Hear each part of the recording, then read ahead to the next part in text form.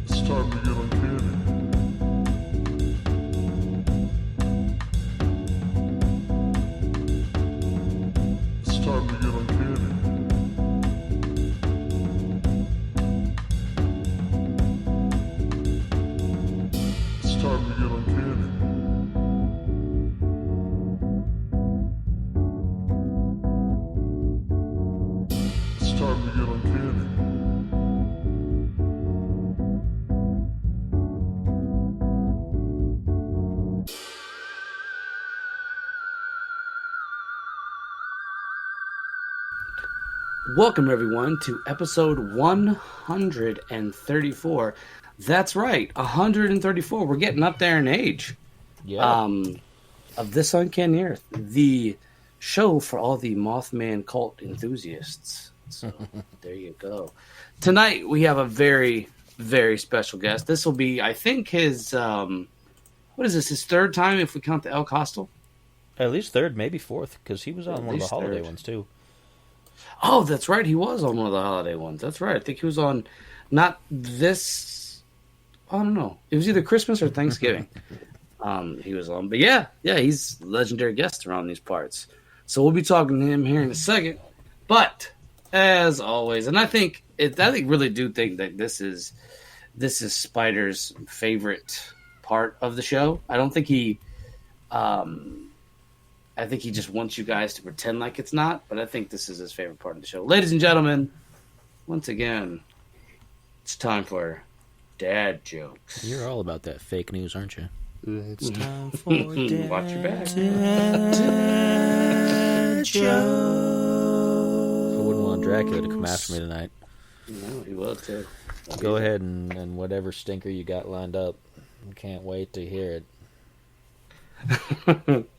Good Hayden.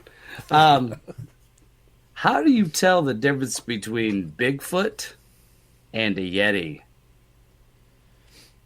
There's no way to tell. That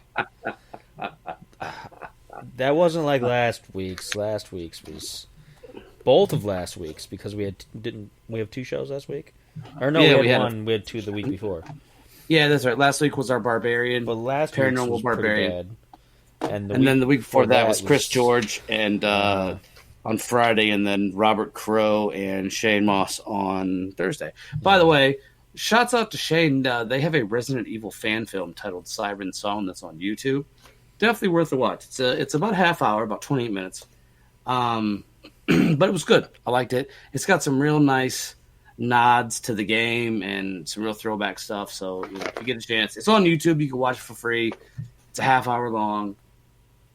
Don't do it while you're listening to the show. They'll listen to the show first, and then, like we always tell you, do that. Anything that you're going to listen to or watch, do it after our show. Don't do it during.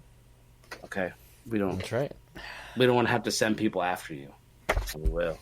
Top men. And black-eyed children. And black-eyed children. BEKs. So. Yep. So, tonight, well, I don't know if we have any. Do we have any announcements? I don't know if we have any announcements. Not particularly. I mean, we've got shows upcoming and things like that, and we've got guests upcoming, and we'll announce those as they come available. And we don't really have anything big planned right now. It's the middle of our winter here in Ohio. Yeah, there's not really much to do in Ohio. We're not really going anywhere yet. It's too cold and messy out there, so no big trips planned at the moment. Nothing major. But stay tuned. We might have different things coming up in the next couple of months here. Just, you never know what we're going to get up to. It's always up to no good, though, that's for sure. So, anyways, tonight, like I said in the beginning of the show, we have the legendary one himself. Ladies and gentlemen, a big round of applause for Les Odell. Les, good evening. How you doing tonight? Good. How are you guys? Excellent. So, Les, tell us, what's been up with you? It's been a little bit since you've been on the show, I think October. But I mean, by yourself, I think that was almost, a year or so ago? What have you been up to since then? Just same as always, going out, checking some things out, researching, I guess you'd call it. Just living a life right now as best we can. Now, for those of you at home that don't know, Les is a very brave individual, and I'm going to tell you why. This man will go out camping by himself, to the far reaches of places in West Virginia that most people dare not travel. So, Les, tell us, what is it about going out by yourself? And Les is protected, so you guys don't have to worry about Les's safety. He's good to go. What is it about going out there that you really like? Is it just being away from society itself, or what is it?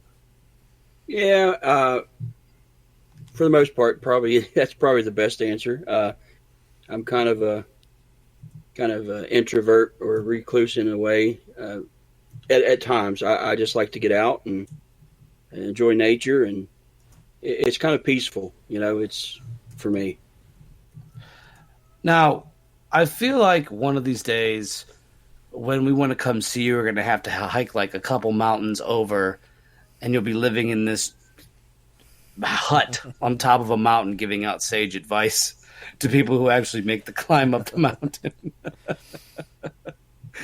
But yeah, we talked to Les about all kinds of things, and he actually brought in some Bigfoot footprints. Now, Les, tell us a little bit about those footprints that you brought in at the El Costal. They're ones that I found in some areas around West Virginia. The very first one was actually just a little over a year ago in Tucker County.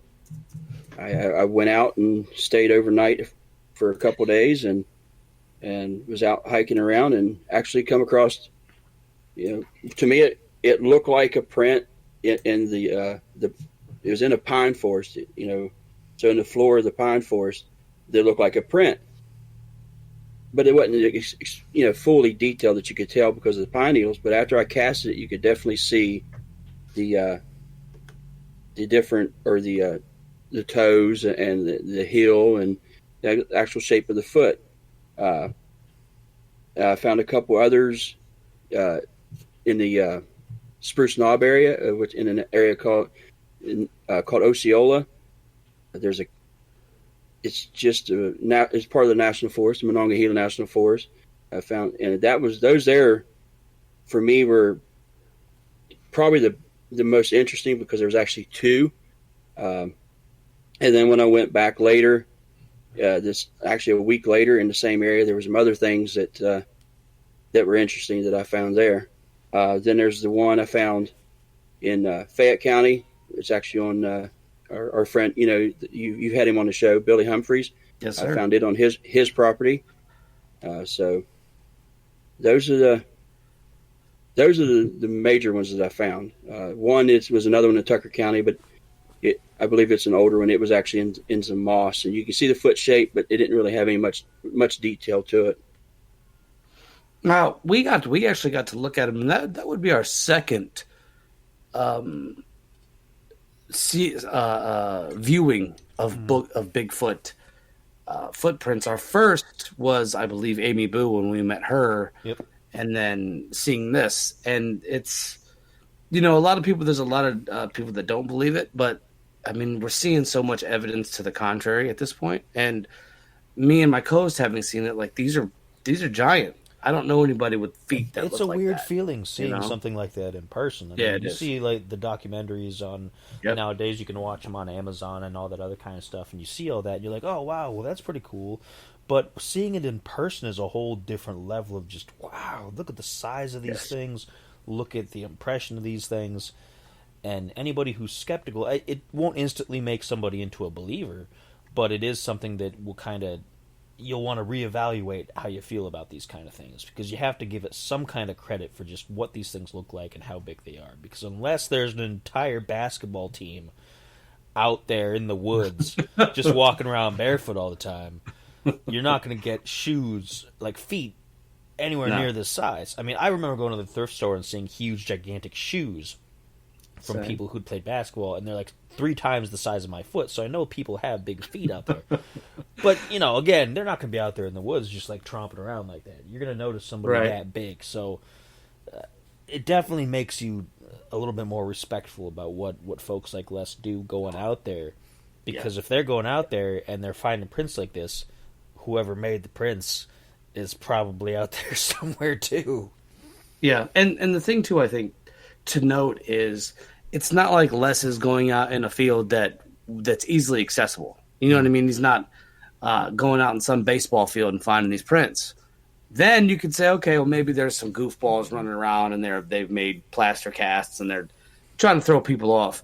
Les is finding stuff in places that it's kind of hard to get to, places that people don't really traverse everyday life. So it's kind of like, you know, you can rule that out. I mean, somebody'd really have to be crazy to want to do that where somebody might or might not be. You know, you have a really small chance of somebody being there. So yeah, and like you said, seeing this stuff, it really makes you reevaluate your, I wouldn't say belief system necessarily, but questioning what's real and what isn't real. You know what I mean? Just kind of like, okay, because, you know, the first thing we like to do is we like to rule everything out. Okay, could it be somebody with, like they used to do with crop circles, and they would have, you know, people pressing down the corn and stuff like that. But this is a little bit different. You know, you're not going to have these people going out there in random nowheresvilles just to do this. I don't know. Maybe they do. Maybe they're just some weird, like, comedy thing that people are doing. But, I mean, it just seems very odd. Now, Les, how did you come about finding this? Did you find it on your own? Did somebody call you? How did that work out? Basically, what I did is I started looking into sightings that I could find online, whether it was the BFR sightings, through different, like talk pages or whatever you want to call them. And I started kind of mapping them out, and plus sightings that's been reported to me. So I started going to the areas where those clusters were, basically, and I would go out and check them out and hike around. And I mean, I've done a lot of hiking and a lot of camping that's yielded to, for what I've done, yielded very little. But I mean, to find at least what I have is interesting. But that's basically how I do it. Just got to get out there, and check things out. Now, you said that, you went looking from different reports and things like that. How many times would you say that the reports you were given have led to credible stuff and reports that you're like, I didn't really find anything at all? Like, what is your ratio of? I mean, and it might not even be the whole like finding the footprints, but it could be like little stuff that Bigfoot trackers have found in these different regions. How many times would you say that you found this kind of stuff as opposed to just there's nothing there at all? The percentage is pretty low, to be honest with you, because a lot of reports, who knows, are they genuine or are they misinterpretation or misidentifications? I mean, so like I said, I've found a handful of prints, 4, 1, 2, 3, 4, no, 5 altogether, and if you take in tree structures in account, which I'm not 100% on board with those yet, I have found things like that people claim to be, Bigfoot activity or whatever you want to say. But yeah, it's a pretty low percentage, to be honest with you. Mm-hmm. Now, when you go out to these places, what are some of the things that you look for? And now, probably with as much experience as you have going out to these places, and you probably go out to your own places now and look around. But what are some of the things that you notice where you're like, okay, there's possible activity here? I basically try to do like I would do, if this is an animal, basically like you're tracking a normal animal. Look at water sources. If there's a decent water source, try to look around those, streams, lakes, or anything like that. How's the cover? How's the undergrowth? If it's heavy undergrowth, and there's no game trail through there of even for a small deer, something as big as what these things are claimed to be, or that people claim to be, they're just not going to be there. I mean, you definitely could see if a 600 or 700 pound animal, supposedly 3 or 4 feet wide, it goes through the laurel bushes, it's definitely going to leave a trail. So after a while, if I don't see anything like that, then I can kind of rule those places out. Just average, just looking around for signs of like basically animals, and animal movement is a lot of way how is a way I do it mostly. Mm-hmm. Now, me and my co-host here, we went to a place called Rogues Hollow, which is part of the old coal mining town that used to be. Ohio was real big, and West Virginia too was real big with coal mining way back. The coal mines and then the locks and things like that. And when we went to the end of the trail on the left-hand side. There's a left path and a right. We went to the left. Went all the way to the end, and we found these set of stacked rocks. Now, I was talking to Joe Purdue over at Wild and Weird, West Virginia. He said, it could be some hikers. And we did find a set that looked like hikers, but the ones we saw, they were high up. And one, they had looked like it was on a counterbalance system. Like they had put the flat rock and they had balanced these other sets of rocks in the middle. And it was almost like a teeter-totter. When you go out to these places, do you find that, especially with water source stuff, do you find stacked rocks, or is that not really common? I've only found 2 that's piqued my interest. The rest of them, like near water sources, I kind of don't really consider those much, because I mean, especially here, you got a lot of fishermen and fly fishermen and hikers that do that, but there have been 2. One was in Braxton County. I was into the actual wildlife management area around Braxton County there, and I come across, there was a larger flat rock in the ground, and then there was, I think it was 3 rocks stacked up, probably about 7 or 8 inches tall, and then there was a stick, probably about 3/4 of an inch around and close to 18 inches long or so, if I remember the measurements right, and it was teetering on a rock. The top rock was kind of like a peaked rock, and this stick is just balanced right on the rock. I mean, I don't know what or who would do that in the middle of the woods, just in the middle of nowhere. And then the other one was in Tucker County. I actually found it after we were there last year. Yeah, early last year. It was my son and a couple friends of ours, and we heard a howl. It's that typical Ohio howl that you hear other people describe. And the next day, I got up and hiked toward where I heard the howl, and my son, my friend had to leave. My son stayed at camp because, with the phone service and stuff like that, if I had to get a hold of him, he knew where I was going, and he could get a hold, because I knew I wouldn't have phone service, but he did enough to where he can get a hold of somebody if something went wrong. Right. So I hiked in the area, over to the area, which was I can't remember. It was close to a mile, half, 3/4 of a mile over to across. You went through a pine forest, then you would go through a marsh, a bog or whatever, then across the stream through another marsh, and then into a wooded area, hardwood forest. And that's where I kind of figured the sound was coming from, because that's the nearest place that had cover other than the little pine forest, which was near us. And I hiked around looking for signs and come across a rock stack that was probably, I don't know, 3 feet tall, which, hikers could probably do that. But if you've seen the size of the rocks, the base rock was probably at least a 300-pound rock. And these rocks are stacked about 3.5 feet tall. And then off to the side, I found another rock that was about the size of probably a soccer ball. And you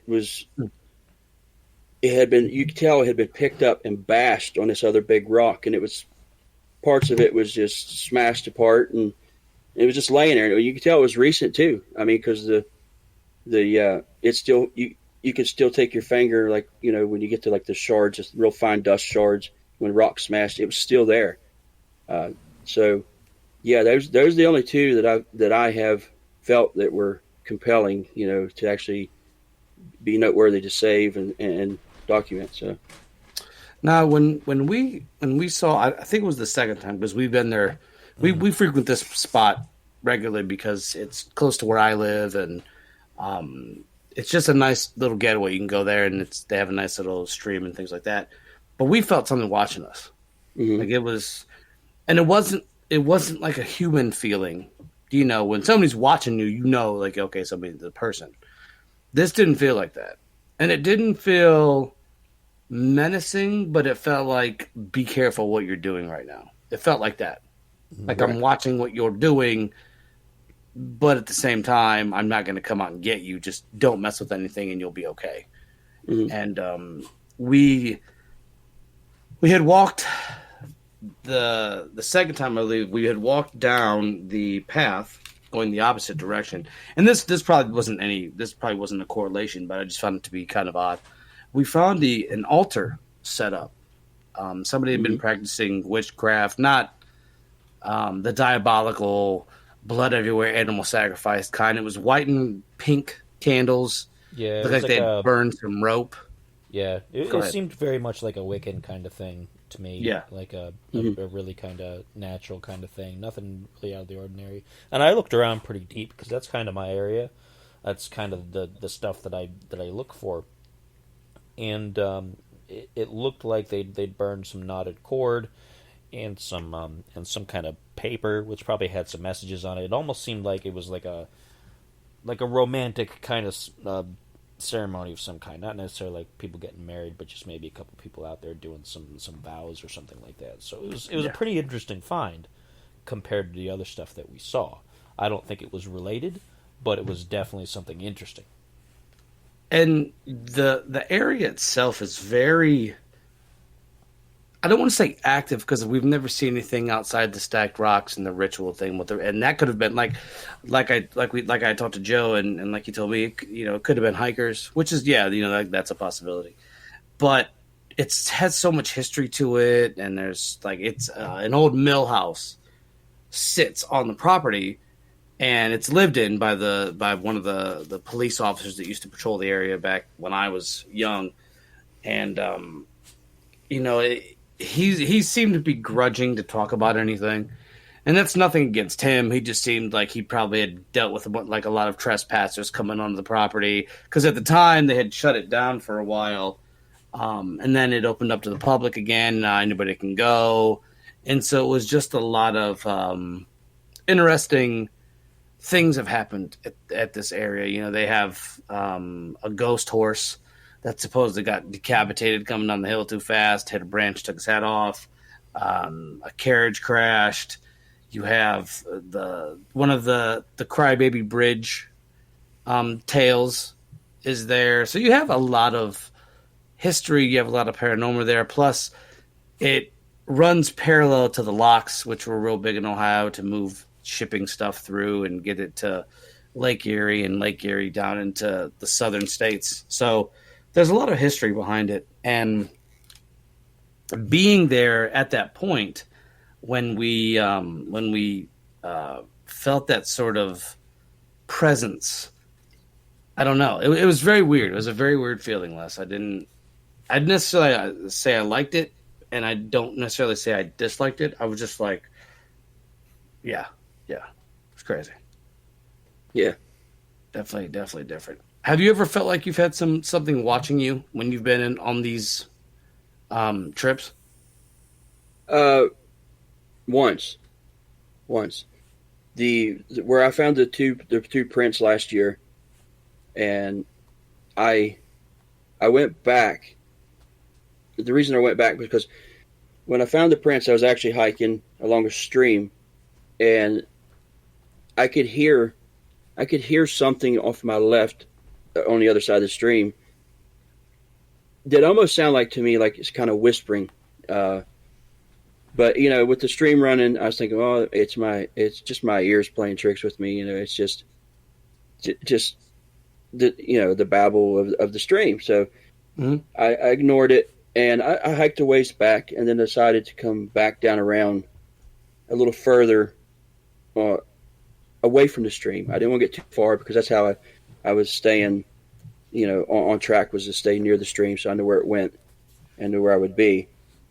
And then as I was heading back, I did get the feeling that something was like, I don't want to say pacing me, but something was just outside of my range of being able to see where there was anything there.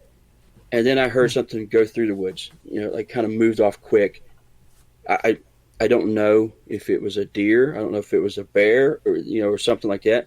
I mean, you hear that there's stories of mountain lions in West Virginia. I've never seen one, but they say that's one of the feelings you get is the feeling of being watched if you're being stalked by a mountain lion. But I can't say there was.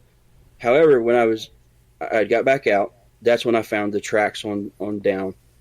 So later that week, or later on the next week, I went back. So I wanted to check out the area a little bit more. As I started in from where I was, my hike I started in, there was an area where I had to cross the creek and get over to where I was at the first time.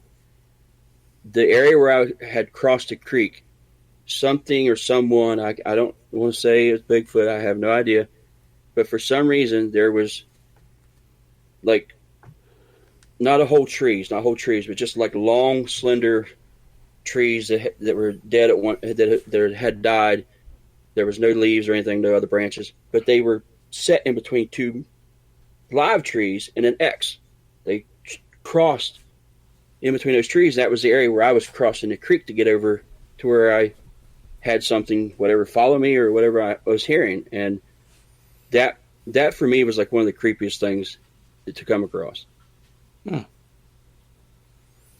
would be kind of very odd. Yeah, when we went, we also saw one of the trees had like almost like claw marks had been etched in them, and there was up higher. So I don't know if it was bear, mountain lion, because we do have some felines in the state. I don't know what I saw, but I was driving home one night, and something black had ran across the road, and it wasn't a dog, because I know how dogs move. I know how dogs, they move different than felines do. This looked more like a cat, and it was huge. It was a pretty big size. So we thought it could have been that too, like it had stretched up on a tree and did that, but it's crazy. Yeah, I've had several people, they'll swear to you, yeah, they're here. We not necessarily just black cats. I mean, I've had those too, but mountain lions in general, people are like, yeah, they're here. The DNR is crazy to say they're not. But I mean, I've talked to the DNR. I've talked to a couple DNR officers from West Virginia. One still in service, and one he's retired now, but he'd been in service for, I think he said like 40 or 45 years with the DNR. And both of them told me what what we're supposed to tell you is that the native mountain lion of West Virginia, the eastern mountain lion, is no longer here. It does not exist. And they each, I mean, that's the same quote both of them give me. Then here, 2 years ago, I talked to a local gun shop owner. It's a game checking station. He sells ammo for hunting, your hunting, fishing license, all that stuff. So he has hunters come in all the time, and he knows that I look for things. And I walked in there one day, and he said, "Hey, how's it going looking for the big guy?" I was like, "Not too bad." And I asked him. We're standing at his counter, and he's, just fiddling around. And I said, "I got a question to ask you." I said, "I know you got hunters come in here all the time, and you probably hear stories, this and that." And I said, "Have you ever heard anybody seeing mountain lions, or a big cat or a black cat or anything like that?" And he looks at me, and he kind of shakes his head to the side, to motion me to the other end of the counter, away from everybody else. And he goes, "Yeah, a couple years ago," he said, "I had a regular come in, and he told me," he said, "Hey," he said, and he used, called the shop owner by name because they knew each other well. He goes, "I killed a mountain lion." And he said, I looked at him. He said, "No, you're full of it." He said, "There's no mountain lions in West Virginia." He said, "I'm telling you, man, I killed a mountain lion. You come to my house. It's in my freezer in my garage." He said the following day or a couple days later, he said, "I went to the guy's house." He said, "I went in the garage. He had a deep freezer in his garage. He opens it up. And he said, I'll be damned. There it is." He said, "I looked at it. I picked the head of it up. He had a mountain lion in his freezer."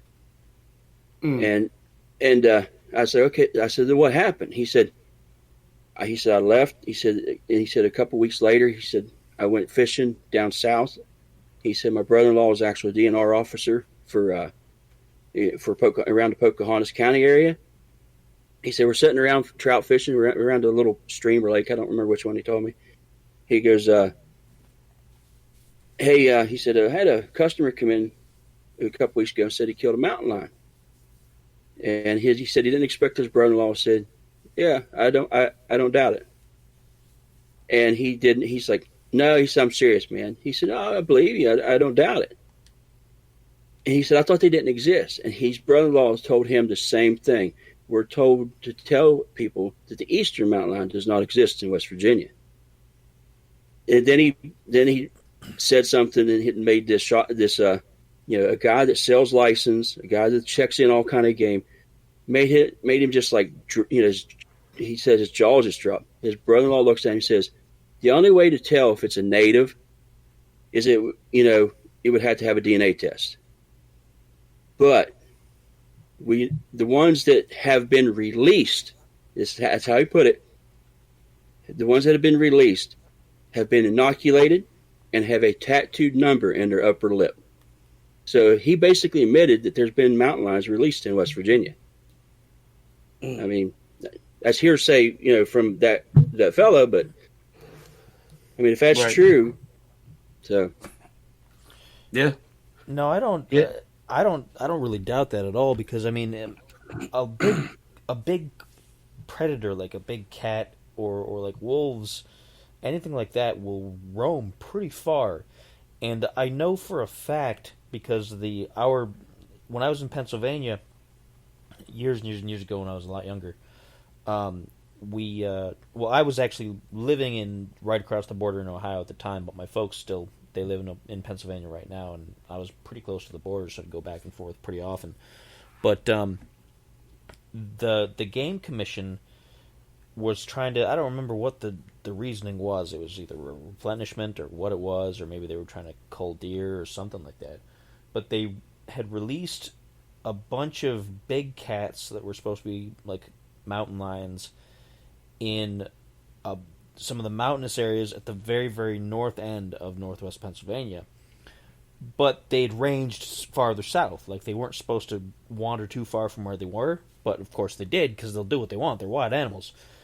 and they had been sighted as far down as the general area close by my folks' property, not quite on the property, but down in that area there. So there was a warning going around, keep your pets inside, that kind of thing, because somebody sighted this here, somebody sighted that there. And it wouldn't take much for them to keep traveling on down those lines, those state lines, and go on down into southern states following the food or getting away from the cold, all kinds of things. So even if things weren't released in the state itself, I really have no doubt that something could come down from another place where they were released to replenish population and just wander as far as they want. Right, especially if they have an ample food source and they just follow the water. So as long as they have that. I mean, as far as ample food source, I mean, you look at like in Kentucky, Pennsylvania now, and in southern part of West Virginia, they're reintroducing elk.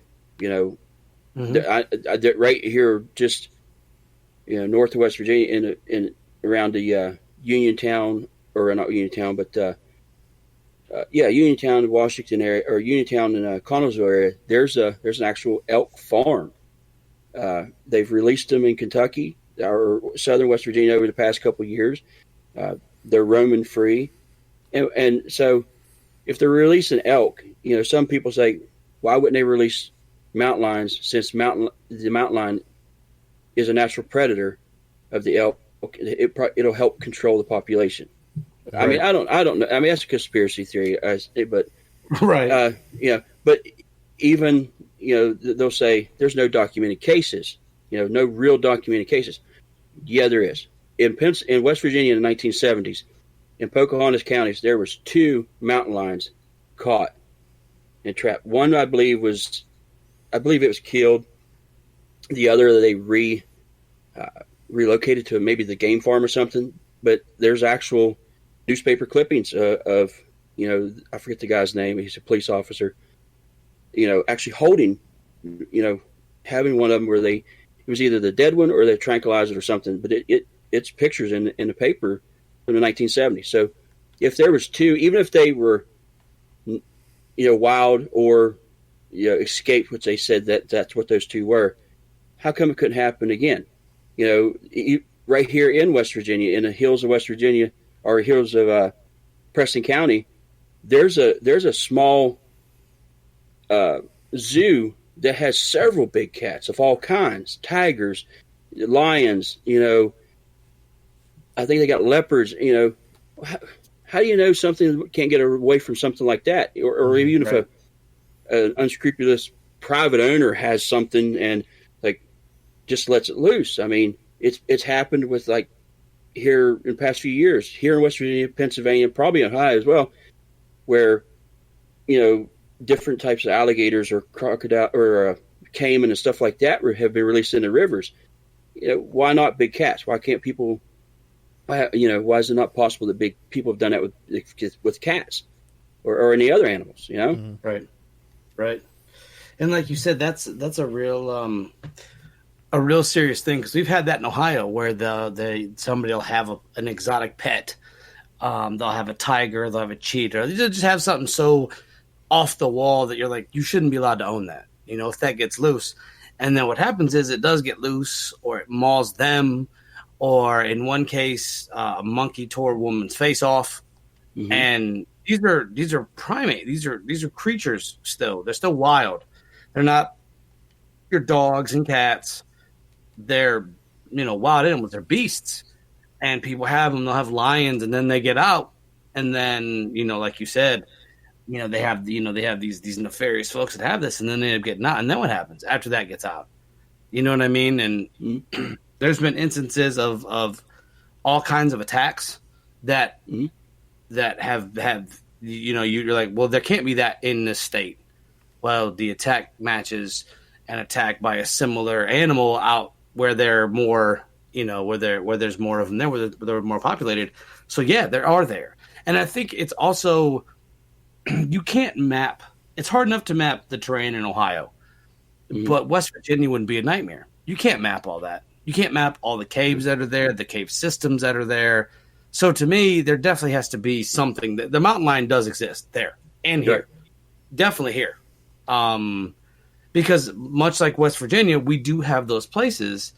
Not as much as West Virginia because we have flatter land, but we have those places that you don't know if there's anything in there. You don't know how far back that forest goes. You don't know what little cave entrances there are, that people aren't seeing. And that's really interesting, I think. And I think that we need to really look into that more too, because I think, like you said, a lot of times, while it might be Bigfoot, it could be something else. It could be these mountain lions, stuff like that. I mean, obviously not the footprints and things like that, but instead of just jumping to the conclusions of it's Bigfoot or it's a mountain lion, you really got to look into it and see what it is. But I think it's cool that you go out there and do that, Les. I think that's really really awesome. I'd love to do that. So, and for the folks out there, Les has told us that he's going to take us camping one of these times. Yeah. So, if you don't hear from us, he got us. I'll take you. You come down, and I'll take you where I was just at the last place that I was at with my son. I'll take you to a place called Roaring Plains. It's pretty dense. There's some areas that are open, but I went there mainly because of an encounter a fella called me about that took place in 1998 or 99, I think it was, that completely just blew me away. He claimed that he was camping on a pipeline that runs through this area. Because to get to where I was at, you have to drive down a little dirt single two-track road, for I think it was almost 2 miles down this little road, and you come to a gate, and then there's a pipeline right away, and that's where some of the trails come in, the hiking trails. And he was somewhere on that right away, and he claims that when him and his buddy had left their camp, that his buddy had started, feeling kind of bad because they didn't do what they should have done with their water and boil it or whatever, purify it. And the water in that area is almost like a dark brown color from the peat and everything on the ground, the tree, all, and that's why they call it the water shed area, the Blackwater watershed. And his buddy wasn't feeling so great, so he went back to the camp. And when his buddy got back to the camp, he noticed something in looking or halfway into their tent. And so he took kind of hid. And after a while, he went back and he seen his buddy hiding. He said, what's going on, man? Why are you here? I thought you weren't feeling good. And he's like, man, there was something in the tent. He said, I don't know what it was. He said, when it came back out, it looked like a big, hairy man. And he went on to say that he looked around for this thing, and he finally saw it. And this, after some time, it came into their camp and interacted with them. And he said it acted like it was trying to speak to them. He said the way it looked to him, the face alone, just his face, had a Denisovian look to it.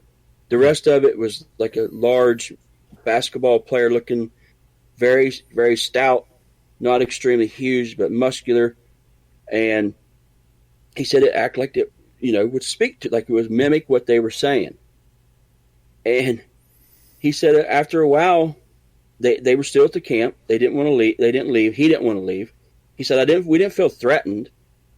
He said it actually brought a deer back to the camp and threw this deer, down on the ground, like for them to, as I guess a gift or whatever, or an offering. And he said, I'm just looking at this thing. And he said that thing reaches down, grabs a deer and tears it apart.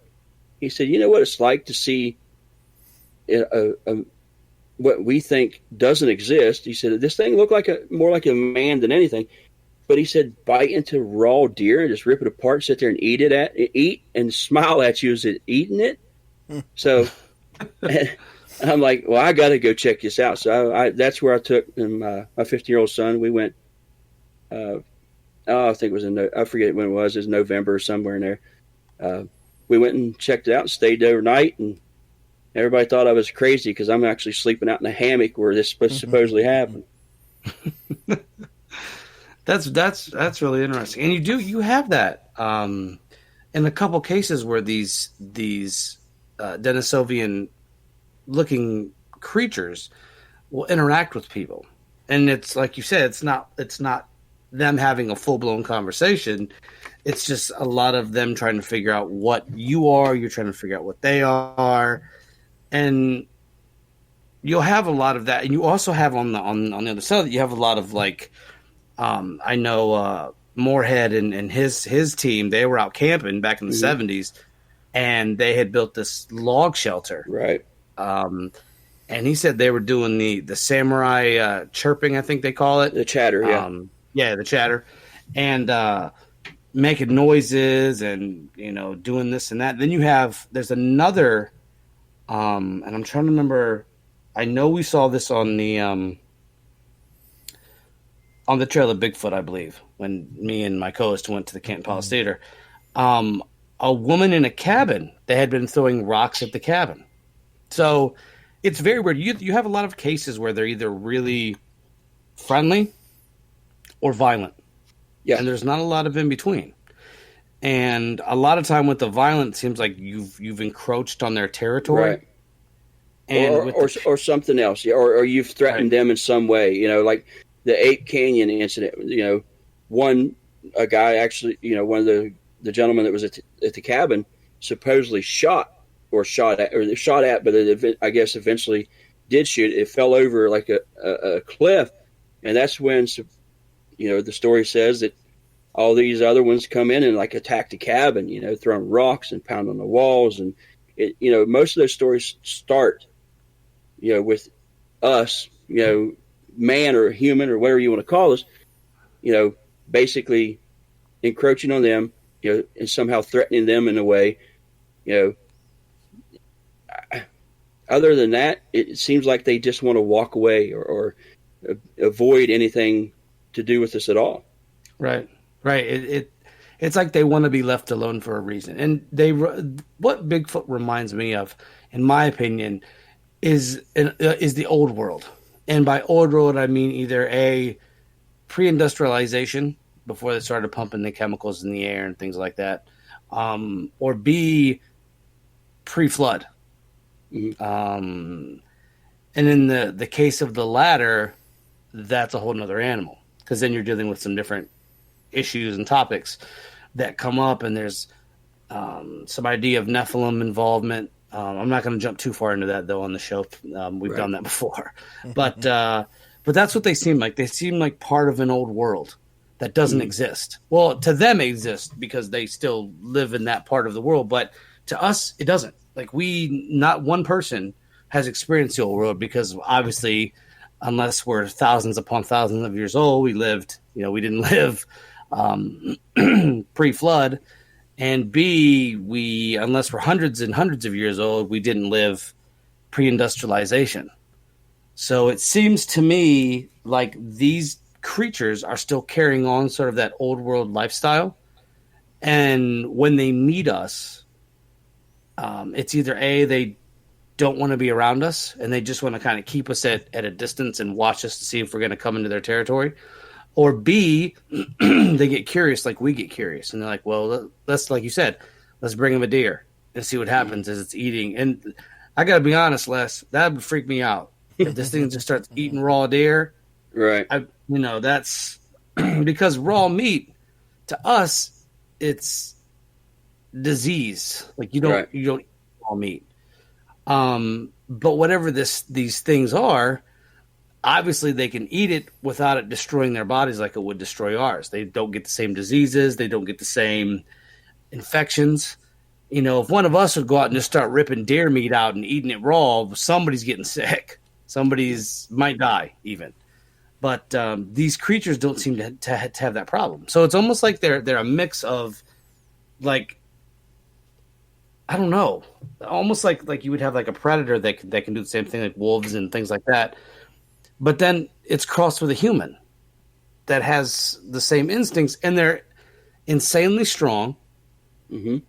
And you got to wonder how they keep insanely strong like that. Like you never hear of just like a slow, dim-witted Bigfoot. I've never once, in all the accounts that I've read, and I've read quite a few since getting into Bigfoot, because for a while everybody was into it, and I was like, it wasn't my thing. And then I met folks like you and Amy, and I'm like, oh, okay, now that I've met people in the field that are telling me there's stuff tied onto it, and I'm reading these accounts, and there's not one Bigfoot that I've ever read that's just like this dim-witted, slow, stupid creature. Right. There's none of that. You don't read about that. You don't find their bodies, so they have a weird intelligence factor here. Like they know enough that their bodies are never found, which means they either see, what I think they live in the caves. They have a cave system, maybe some sort of primitive city or civilization, and they're always taught maybe to go out in groups, or have somebody watching your back, so if you die or something happens to you, they can carry the body back. But there's an intelligence to that, of taking the body back. If these were just savage creatures, it wouldn't matter. To my knowledge, and if I'm wrong, by all means correct me, I don't know of any other animal that drags off its own when they die. Mm-hmm. And that to me is striking. Because here on one end, like you said, supposedly he just started ripping apart the deer and eating it. That's savage level instinct. That's not an intelligent thing a person would do.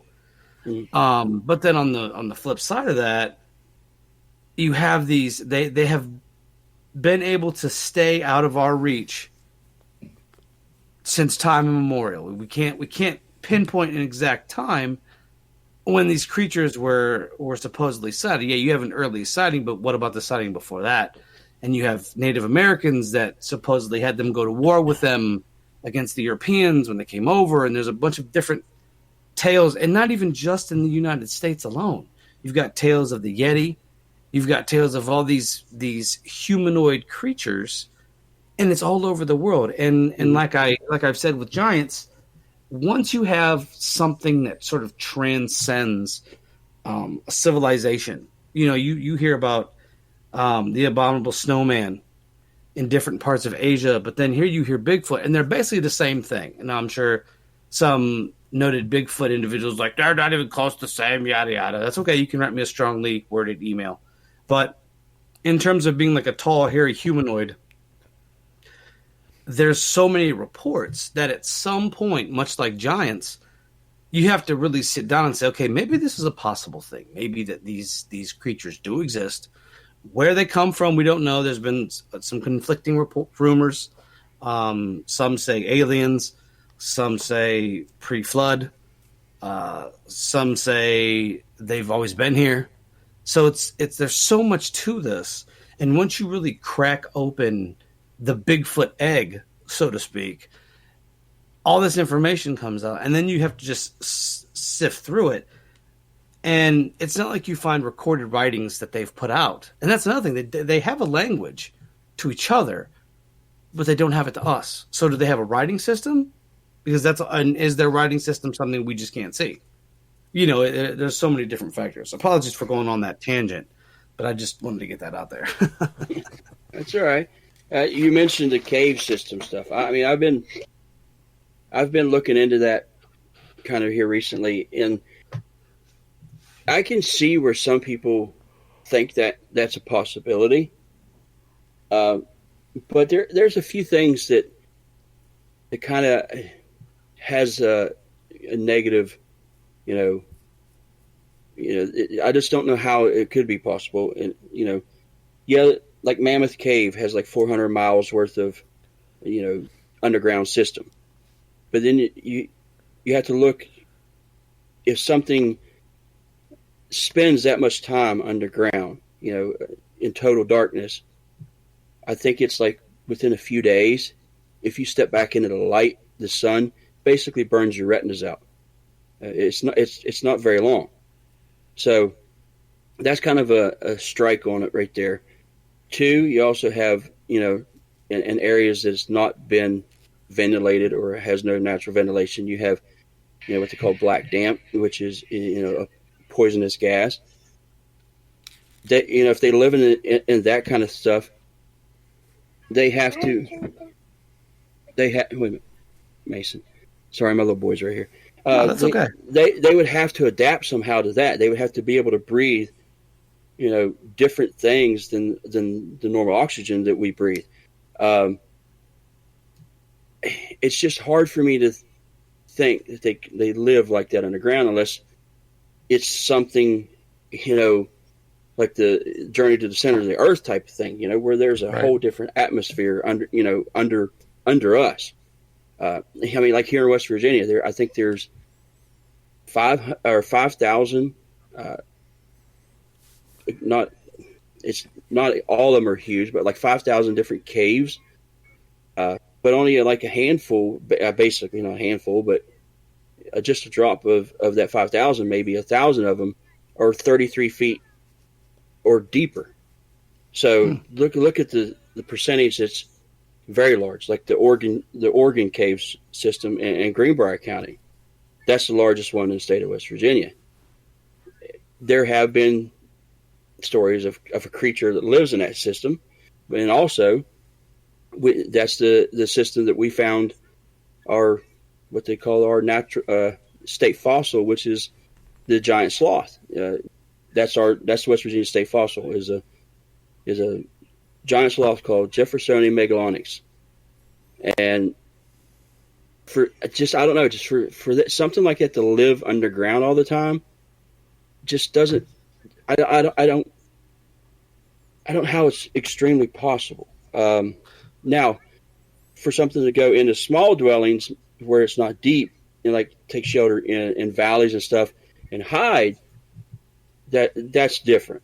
But to like go underground for months and years, it's hard for me to see that. And then here in West Virginia, we have sightings. Yes, we have sightings, and I've talked to a lot of people about sightings, and we have old accounts that supposedly happened in like 1800s, the wild man stuff. And what I'm trying to get at is, if these things exist, there's something about them that's different. They're either cunning, extremely cunning. I don't want to say they're a paranormal thing. I don't know, because they're. But like here, between the 1700s or the 1800s to the mid 1800s to early 1900s, big part of the forest was basically cut and stripped from the state of West Virginia. If that was possible, if that happened, and they were here, where did they go during that time?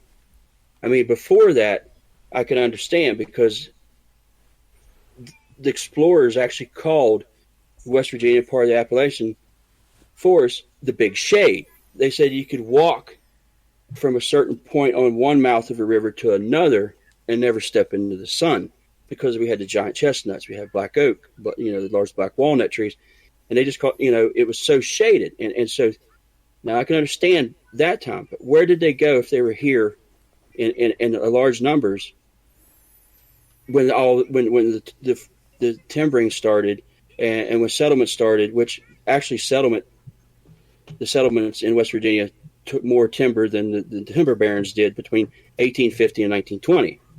So in that nearly 70 years, if they were here, where'd they go? So that's where the cave system. That's why I started looking into that. But then you get, like I said, you get into with the effects that would happen if they did live in the caves. So that's what got me back to wondering, okay, what are they? If they do exist, are they an animal? Which I believe they are a flesh and blood thing. Where they come from, I don't know. Are they a relic hominid? That I don't know either. If you listen to the account that fellow told me, from the Roaring Plains area, that's what it sounds like. But then you have ones I hear that are, ape looking, hairy, 7 to 8 foot tall. But then you have other ones that are like more human looking with hairy, but they're only like 5 or 6 feet tall. The description, of them here in West Virginia runs the gambit from, large to small, dark color, light color, white.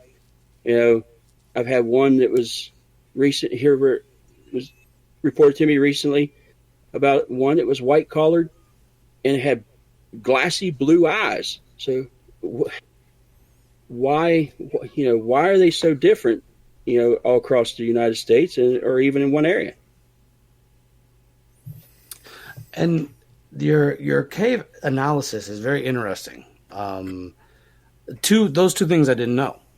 So, like I said, like we talked about Messenger, you always bring something to me, and I got to reevaluate some things. But I will add this: the Son Doong cave in Vietnam you could live in that cave because it's got that giant opening at the top that lets in all that light. So I'm wondering if maybe if they do live in like the smaller shelters, I'm not saying they live like miles deep beneath the surface, but maybe they could live in a place like that, especially if they don't know that place exists. I mean, there's a lot of speculation where these things come from, where they live. Some say that they're transdimensional, so they can fluctuate between our dimension and whatever dimension they're from. But like you said, the fact that there's so many different creatures in West Virginia alone, the accounts. But then when you factor in worldwide, and they're all different variants of intelligence. Some are highly intelligent and others are more wild. You have a lot of tales of the Yetis out in Asia that are they're nuts. They rip limbs off, they attack people. And they've been seen by folks, different folks throughout Asia, but then you'll have say stuff where, like you said, the thing sat down, it ate with them, so to speak, and then you have other accounts where the Native Americans could talk to them, they could talk to each other, and I noticed when I was listening to Moorhead's tape when they had recorded that, it almost sounded like they were speaking a Native American dialect, and that was what kind of threw me off a bit, because having heard that and then read that the Indians would have these Bigfoot-esque creatures fight for them. Sometimes they would fight them, and there's just so many different tales and different varieties. And once again, like you said, if you live underground for so long, when you come out, there's problems. But if there is a cave system like the one in Vietnam where there gets sunlight, it could be possible. Now, like I said, this isn't me saying 100% this is fact, because I don't know. I have no idea where they come from. Just a theory. Yeah. But you're talking, the caves, the smaller caves can very well, like I said, could be hiding places. I mean, there are numerous reports, even older reports of wild men, they call them in caves, that have been found. I mean, I one in hand is one I found recently. It was in Mount Sterling, Illinois, and it was actually from 1922, and they described it as a huge creature with bony hands, long wiry hair all over its body, savage-looking face, and that's pretty close to a description of what you hear a lot of. Was that a Bigfoot, or was it just a freak of nature man that just took up residence in a cave? But it also goes on and says the wild man recently made a series of bold robberies carrying off calves and sheep. That's a pretty good sized man to carry off a calf, Yeah, I can see. And sheep too. Yeah. you got to have some strength to be able to lift those types of animals too. So Right. yeah, it's crazy. So we're about halfway through the show. Well, we are. We're over halfway now at this point. And I wanted to give a quick shout out to our Patreon donors, Jojo Ishmael and our good buddy Shibby over at the Fear the Wasteland podcast that I'm a part of, and we'll be releasing our very first episode very soon. So make sure you check that out. If you would like to join our Patreon and help us keep the lights on here in the This Uncanny Earth studio, please head on over to patreon.com/This Uncanny Earth. We have a $5, $10, and a $20 tier, and each tier gets you some really cool stuff. So feel free to head on over and join that today. And like I said, help us keep the lights on here in the studio. If you're just joining us, which you should have joined us at 10, not 11, a lot of trouble. We have Les Odell, who has returned, and we are talking Bigfoot, because what else is there to talk about tonight but Bigfoot? And we're having a great conversation. And if you are just joining us, we just talked about the cave system theory that I have, and Les kind of put a couple avenues in there to make me rethink that, involving some poisonous gas, and also the eyes sort of not being able to take it for too long in the darkness and coming into direct sunlight. Now, I want to touch on that real quick because, I was thinking, if these creatures can eat raw meat and not get sick or not, get poisoned or die, then maybe they can also survive in the darkness and still be able to come onto the light. Now, obviously, that's another theory. Can't prove it. But what if their physiology is only somewhat like ours and not 100% like ours? I have to kind of question that. That's all. What are your thoughts on that, Les? What do you think? I mean, like I said, if they could be different. I mean, you hear people talk about they're able to see at night. They have like a night vision or what say. But, total darkness is different. There, even with night vision, you have to have some little bit of light to reflect, even to see, unless they're seeing other spectrums of light, whether it's, ultraviolet, infrared, whatever. But in total darkness, if you've ever been in an area like that, which, I have there's some caverns here, and they'll turn the lights off and show you what total darkness is. You can't see a thing. I mean, there is nothing. There's not even a glimmer of anything, and it's something like you've never experienced before. I mean, I don't care if you've been in a dark room, as dark as you can have it. You still have that little bit where you can move your hand close to your face and see something. When we're in total darkness, there's nothing. And my understanding is, once you're in total darkness for a certain amount of time and you step out into the light, it basically burns your eyes up, your retina or whatever it is. And so if they can overcome that, then there's something that's another, something's more special about them again. What are they? Right. Well, where do you think they live? If not the cave systems, where do you think they live?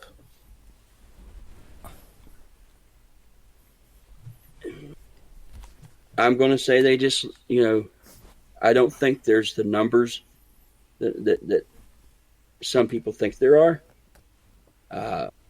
I believe that they do live in some of the remote places, and they may venture because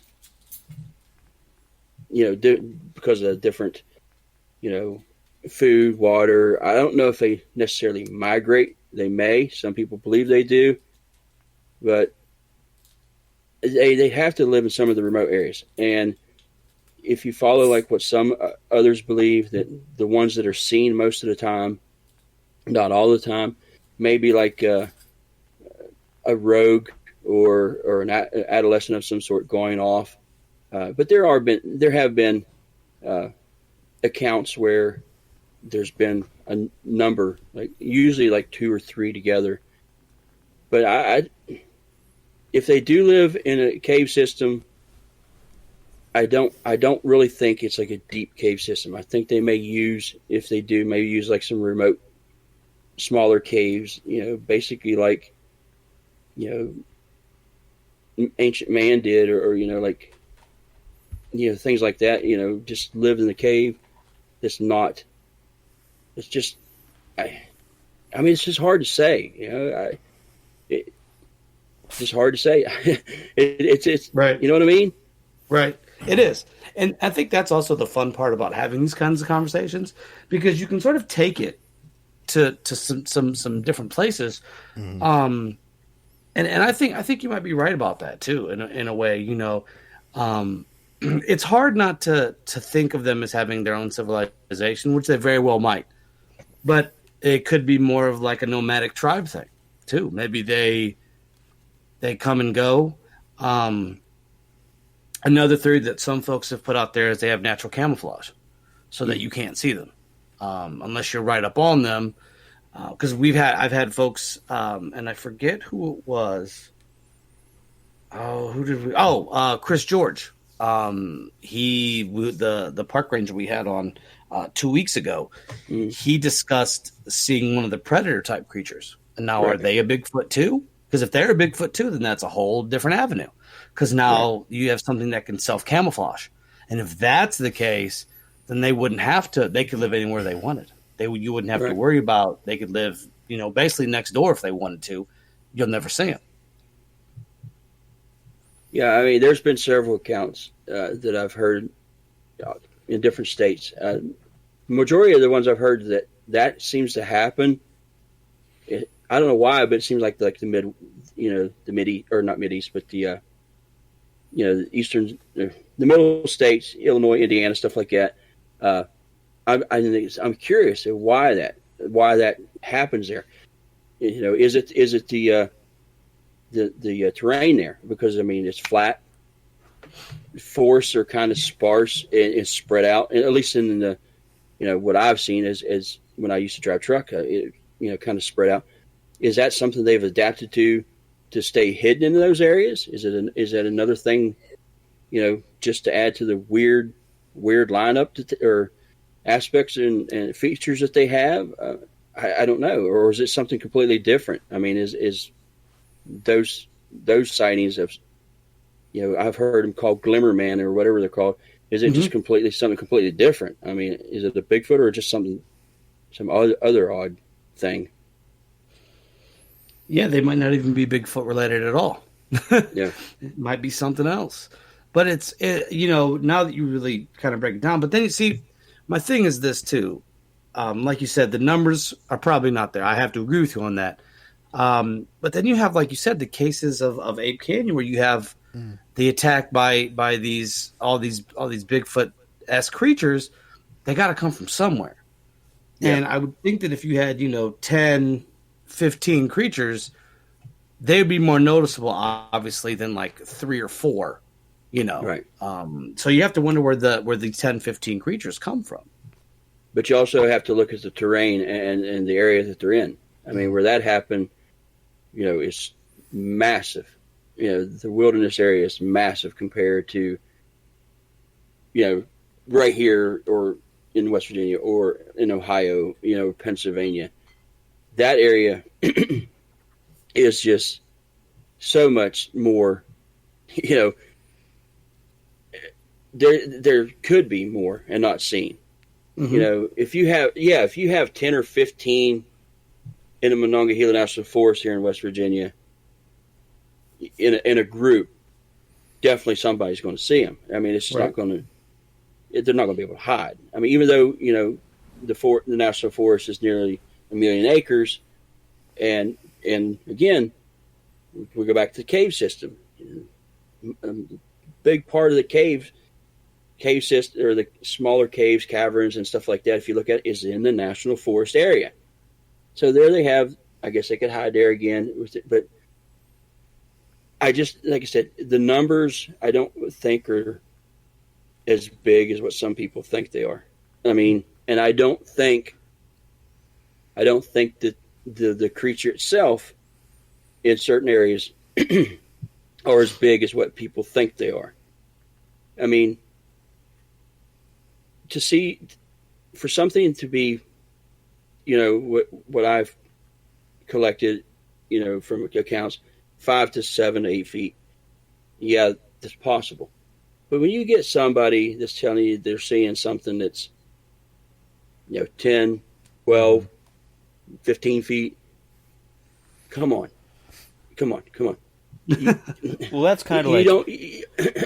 You don't think of 15-foot tall, 2,000, 2,500, because that's probably what's going to weigh a ton, walking around, at least 5 feet wide, 6 feet wide, or whatever it would be, is going to be not going to go unnoticed.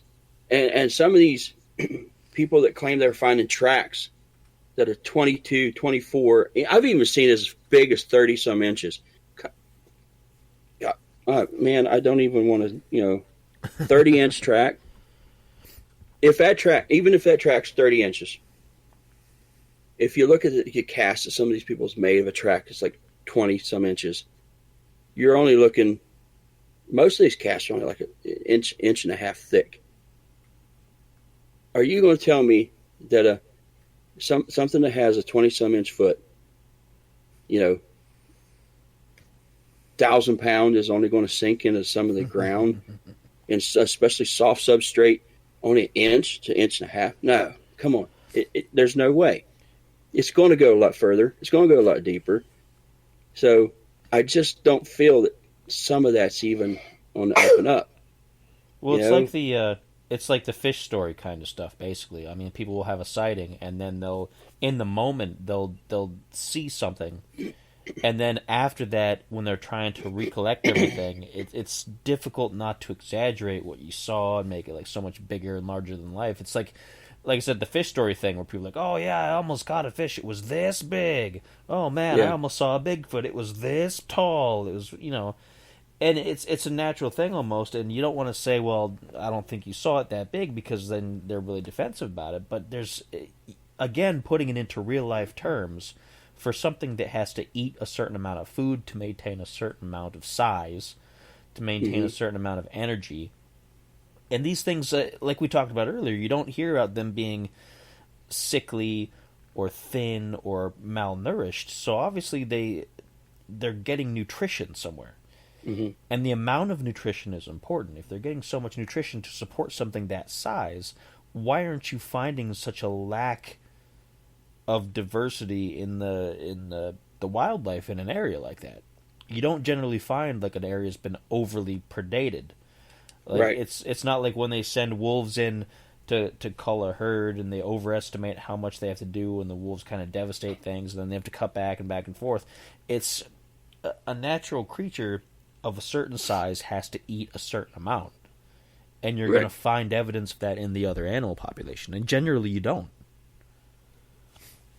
Yeah, I mean, for one, to be in an area, with the deer population, it's like here in West Virginia or other states, you have deer, you have turkey, you have rabbit, you could see one or a couple, but to have large troops that people claim to see, which, are like 10, 15 or whatever in a troop, whatever they want to call or say, that you're correct.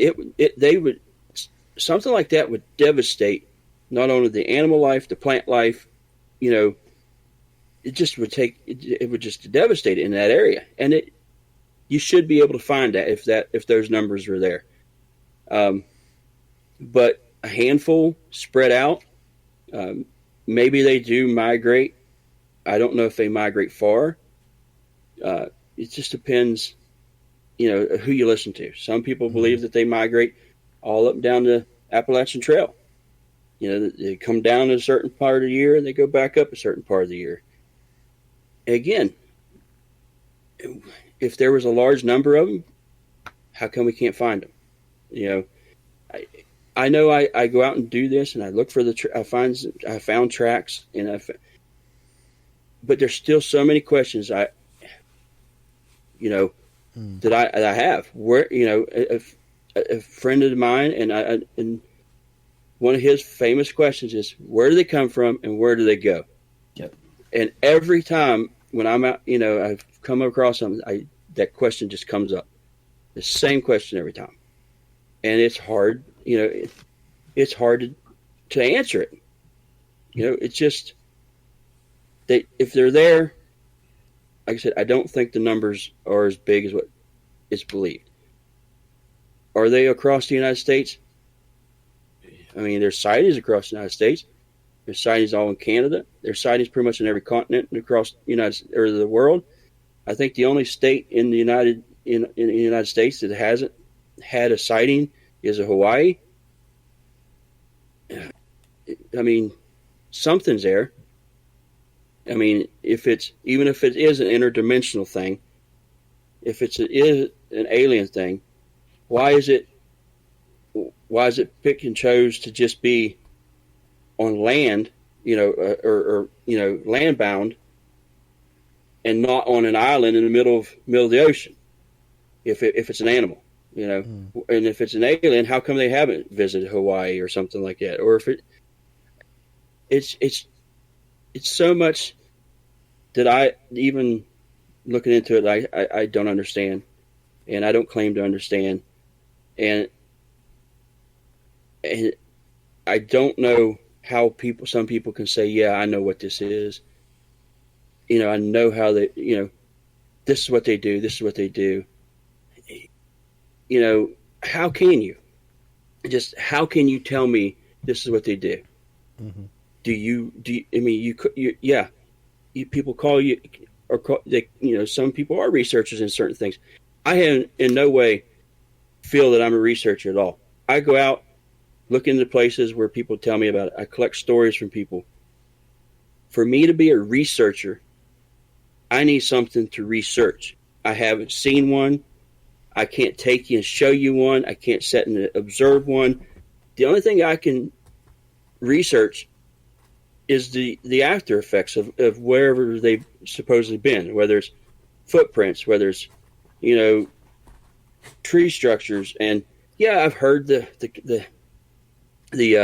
occasional howl here and then, but I still don't know what it is. I can't just go say, oh, let's go and find it, and let's sit and observe it, So I don't consider myself a researcher in any way because of that. Or an expert, because I'm far from an expert at any of it. I don't claim to be. I don't know all the ins and outs of everything Bigfoot. I just don't. I mean, I enjoy doing it because I enjoy doing it. I don't care if I ever get anything out of it. I really don't. I don't care, I know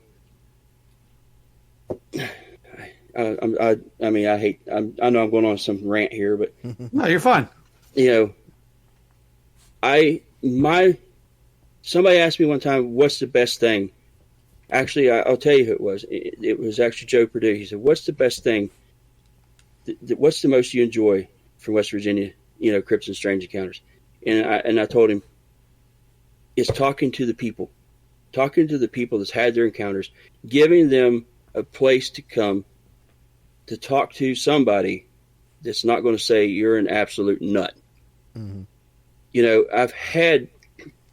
I've had the strange stories told to me, and you have to listen to those as well, because unless we can say, yep, this is what they are, this is where they live, this is what they do, until we have that definitive answer to those questions, or we have to listen to everything, the strange, the not so strange,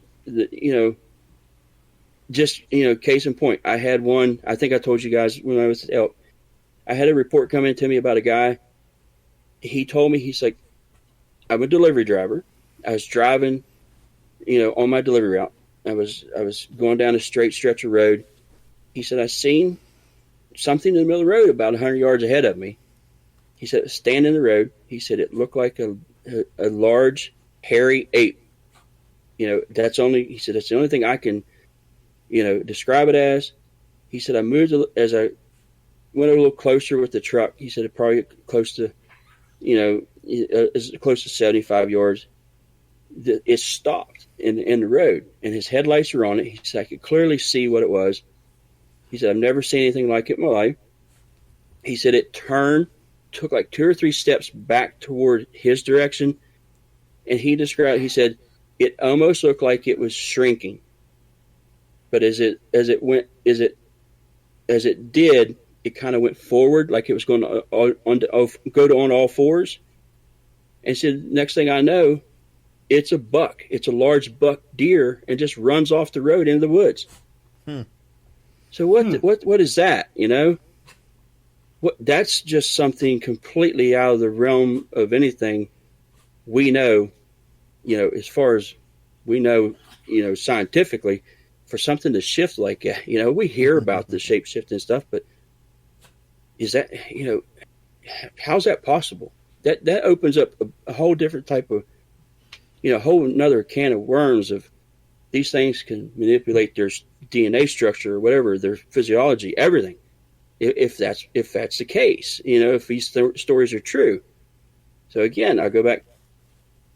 How do we answer where they, what are they, where they live? And if we can't just say, this, you have to have that proof, to say those. We'd have to have the proof. You have to have documentation or video proof, or, it has to be, this thing would have to be observed to say, yep, we know what they are. And I don't think anybody can. Yeah, I think a lot of it too is deals with, because if you read into the accounts, a lot of the details of the Native Americans and things like that, you could almost lead some of them to be skinwalkers as well. Not just Bigfoot, but skinwalkers, and we don't know if they have a malicious intent. And like you said, the shape-shifting adds a whole new dimension, as does the whole cloaking aspect of being able to camouflage oneself. There's different dimensions you can go with this. And to touch on something you said earlier about the 15-foot tall ones and the wide gait that they would have and things like that, I think a lot of the time the smaller ones are the ones that are out there more than your larger ones. Because like you said, 15-foot creature, you're going to see that unless it's cloaked. But even so, if it's cloaked like they say, that it has the predator sort of camouflage, you're still going to be able to see that movement. It's still going to look odd. It almost reminds me of if you've ever been outside on a hot day and they've just tarred the roads. And you see that sort of the heat rising off of the road, and it makes a ripple effect. You would see that. Even if that was cloaked, you would see something to that effect. And so I think a lot of them would be 5-6 feet. And if that's the case, if they're as tall as a normal person, you could easily blend in, especially if you're out in these national forests and these national parks and places like that. You could blend in easily because you're not 15 foot tall, and you would. I would think you would hear something that big. You know what I mean? Walking around. Another thing that always gets me in the reports is everything goes silent. Everything just stops. Yeah. Now, do they create a force around them when they go places, like an intimidation almost? Because even people that have had experiences and not seen them, they immediately get a flight or fight response. That's it. It's all of a sudden it just comes on them, and they might hear a branch, or a branch snap, but it's that whole aura they bring too. A lot of time when people say they've felt that presence, everything's quiet. There's no birds chirping. There's the sounds of the forest kind of disappear. When you had that experience, did that happen for you? Did everything kind of go quiet around you? What, where I thought I was being followed? Yeah. I'm going to be honest, I couldn't really tell you because I was kind of then this might explain it. I was kind of focused in on what I was hearing, trying to look in that direction. And I don't know if I had like, I can't say, it's like almost like tunnel vision for your hearing, I guess. Because I could hear whatever, what in the direction I heard something go through the woods. But to be honest with you, I don't remember if I could remember hearing the stream when I started hearing that. But I don't remember if I don't remember hearing birds. But I can't say that it actually stopped. I just think that my perception or hearing or whatever was so focused on what I thought was moving that everything else I just kind of blanked out on, I guess you'd say. But I can't say that everything stopped for sure.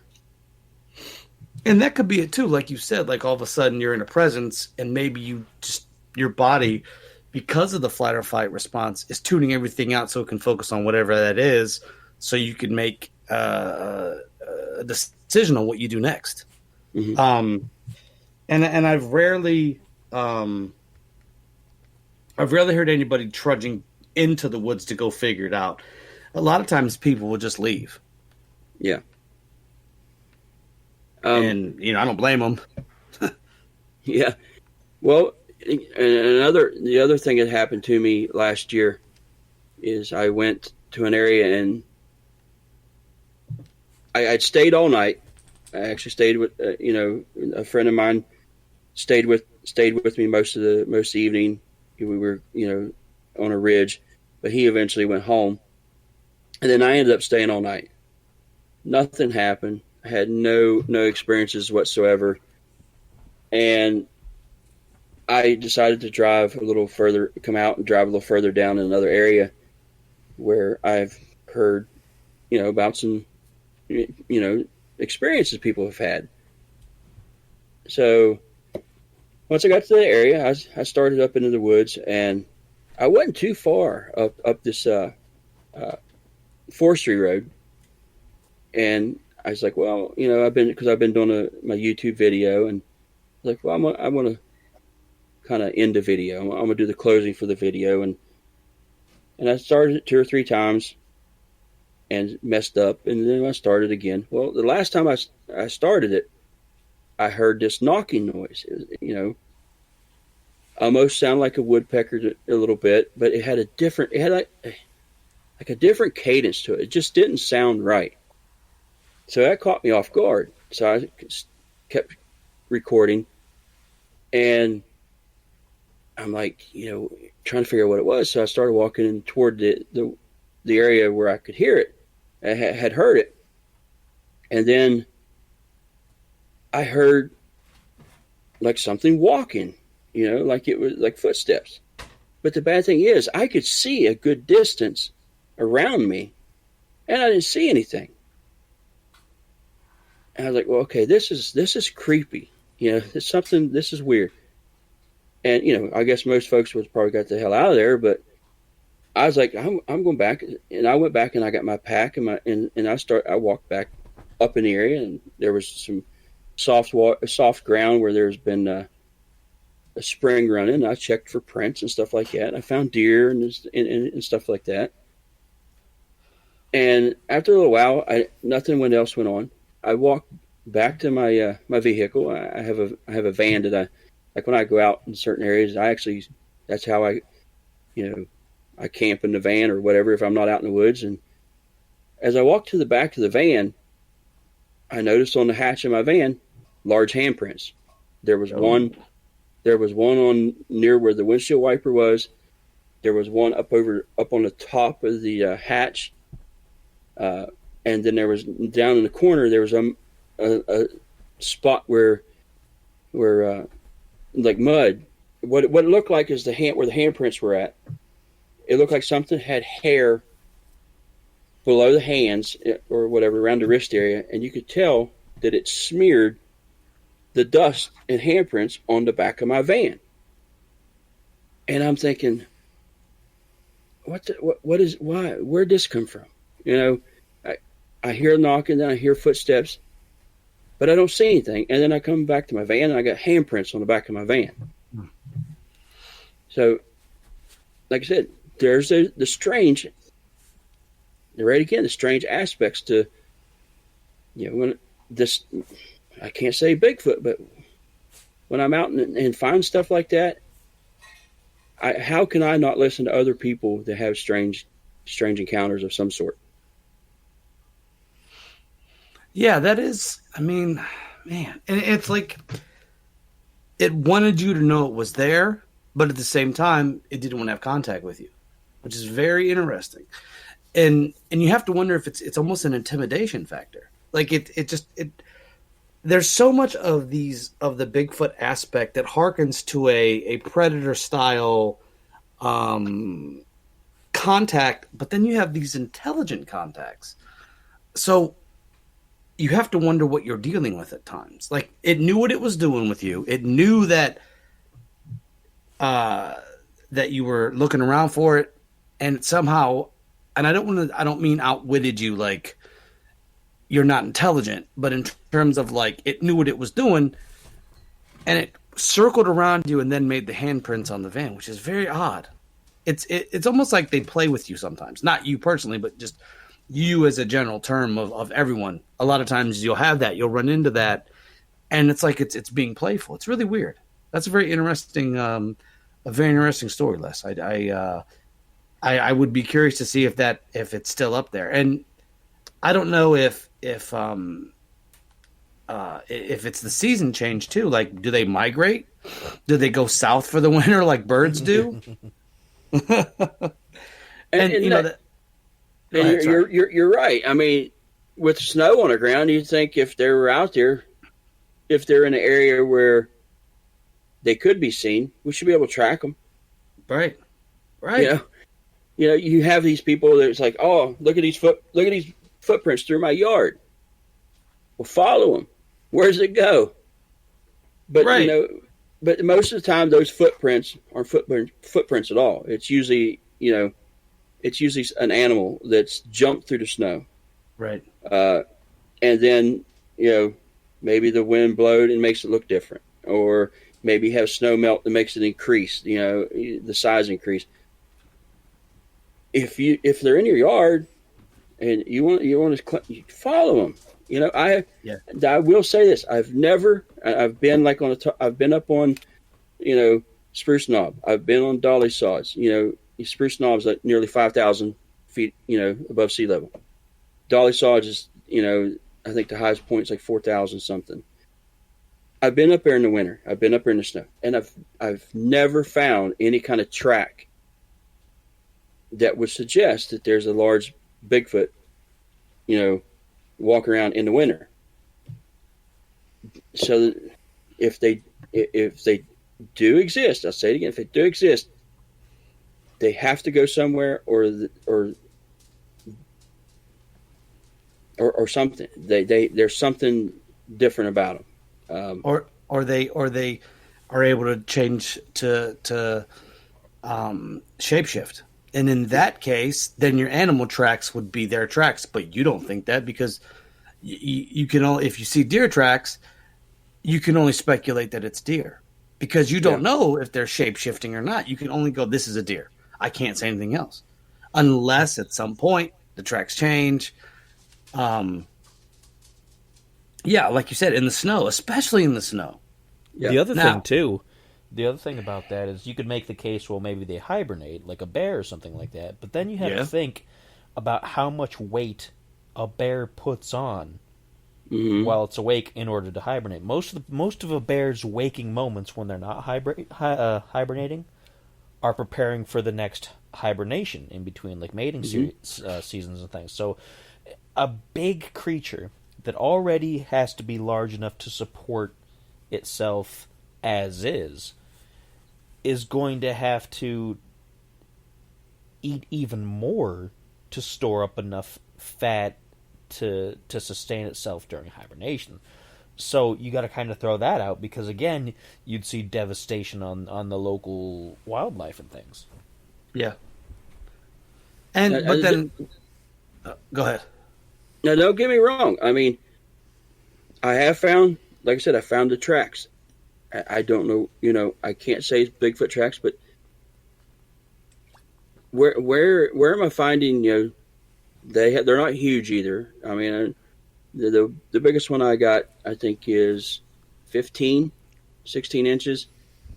Where are those coming from? Especially Right. the one I found last January in Tucker County. I mean, that's middle of the winter. And if they're there and they're leaving tracks and they do exist, it's just there's something about them, and I don't know. I keep saying it. There's something about them that's just different. I in my heart, I believe and I want to believe that they're just an undiscovered primate. I really want it. I really want it. And I think some of the accounts across the world, that's possible. The orang pendek, of course. To me, that's an undiscovered primate. But the weird questions, the weird question or the weird things that happen, the weird aspects to them, and then the questions you come up with from the accounts that you hear makes you wonder. How's it possible? How's this possible? Because it's completely out to me. For me, I mean, it's completely out of my realm of thinking and knowledge. How something can change, if it does change, if it is a shape-shifting thing, if it is a interdimensional thing. How does it do that? Because we don't. To me, I don't even know. I don't know all the scientifics behind it. There may be some geniuses out there that do. I don't even know if we know how that's even possible, because we can't traverse different dimensions because we don't have the knowledge. Do we? I mean, and without that knowledge, we don't have the ability. So, how do? See, I don't know. It's just the same thing. I start wondering how in the world is it possible for some of this to happen? Right. Yeah. And being that, say they're just undiscovered primates, that it makes it easier in a way. But then, like I said, like I've been talking about, the intelligence factor is a whole different animal on this one, because you get. I would lean towards primate if all the accounts were basically the same, even one or two accounts could be embellished. Like my co said, I caught a fish this big, and you're adding like an extra couple inches or a foot to it. But when there's multiple accounts of similar strange things, and by strange I mean the cloaking, I mean the shape shifting, I mean the being able to talk in different languages kind of thing. That, I mean, yes, in a way you could have a parrot like creature where they can just mimic what it's heard, but the fact that all these external things exist. And some of these probably could be primates, just undiscovered. That would make perfect sense. We don't know what's out there. Shoot, we don't know what's in the rivers. We don't know what's in the caverns. None of that. But the intelligence factor on some of the cases is what boggles my mind. I can't, like you said, if they can shapeshift, if they have this cloaking technology, whether it be natural, whether it be technological, and you have like Chestnut Ridge, where they were seen coming out of a ship. That's a whole nother thing. That's a whole nother avenue to go down. With all of these accounts of things like that taking place,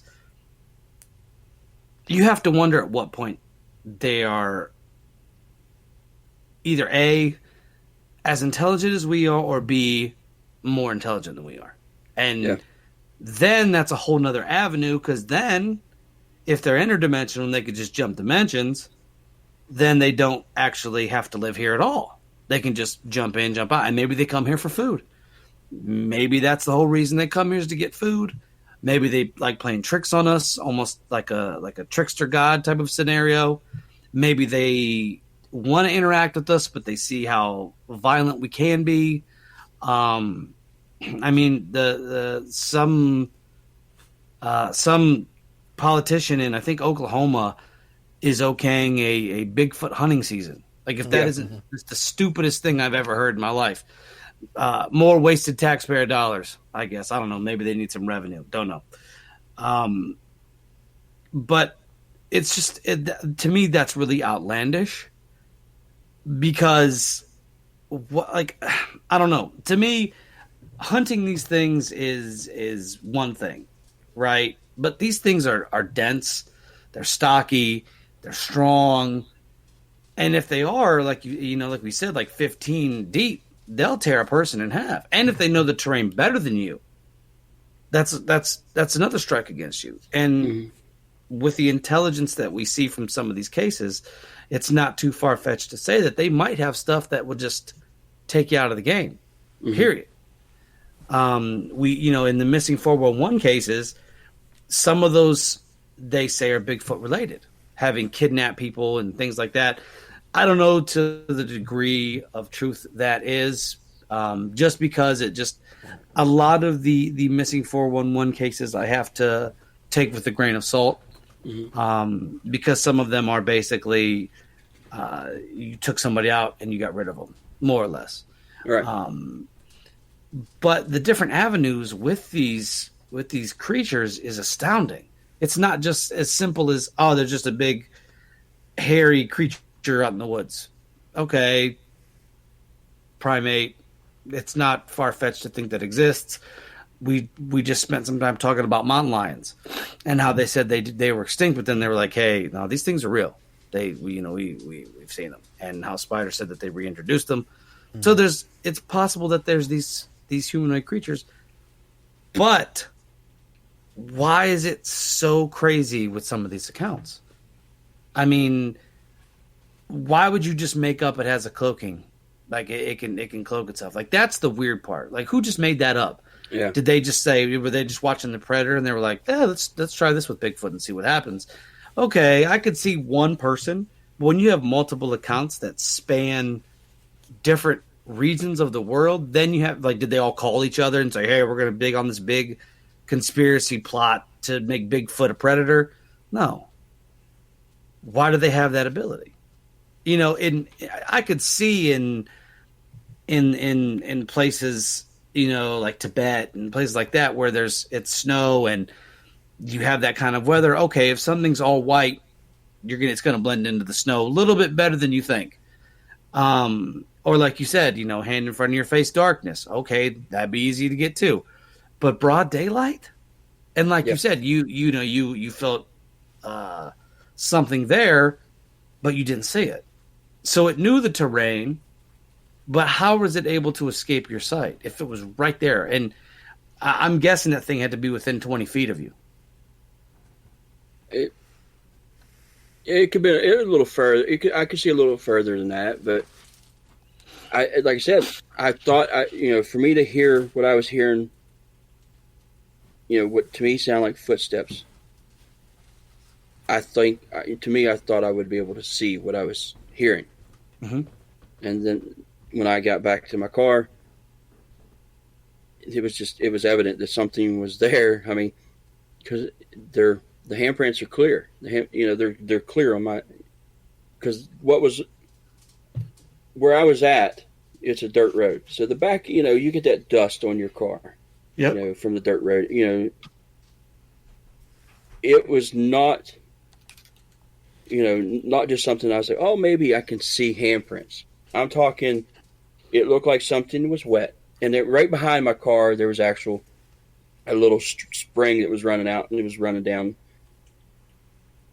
These are it looked like something with wet hands put his hands on my car, and the water or the wet. To me, it looks like, I'm telling you, where the area where your wrist would be, it looked like there was fur hair and smeared the dust. I'll send them to you. When I get a chance. I'd love to see them. Yeah, and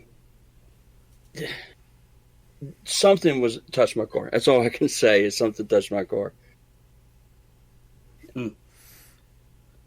And that's crazy. It's so weird to think that these things exist. And you know, in this day and age, we think we're so advanced and technologically sound, and we have all this equipment. And you know, you see like on the Trail of Bigfoot when Seth went out there with all those people, they had stuff, and they still didn't find the Bigfoot. Mm-hmm. You know what I mean? Like it's like that. It's like these creatures are one step ahead of us, and they only are seen when they want to be seen, not when they don't. And maybe I'm wrong, and if I'm wrong, that's fine. You know, please enlighten me. But I don't think I've read a case where somebody's just stumbled upon a Bigfoot, like just, oh, sorry, Bigfoot, didn't know you were there, type thing. It's one of the accounts, and I forget where I heard this, and it might have been on the Trail of Bigfoot. I don't remember, but I believe it was a father and a son, or two brothers or something. They were going down the river on a raft or on a boat, doing some night fishing, and he looked over and the Bigfoot was in the water making pace with him. It's like they know, they seem to know that you're there before you know that they're there. And that's the weird part. Because are they better? I mean, obviously they're trackers because they, you know, they were able to get around you less, and you didn't see them, and you could have seen, you know, you probably could see all around you. So they're expert trackers. But at the same time, unless you encroach on their territory, I don't really hear too many accidental there's a Bigfoot there. It's like they always know you're there, and if they want you to, if they want to be seen, they'll be seen. But if not, they'll just kind of watch you. They'll kind of keep pace with you to see what you're doing, and if you get too close, then I think that's when they step in. I mean, I've had a lot of a big percentage of sightings are what they call road crossings. I mean, that's you know, the happenstance or whatever.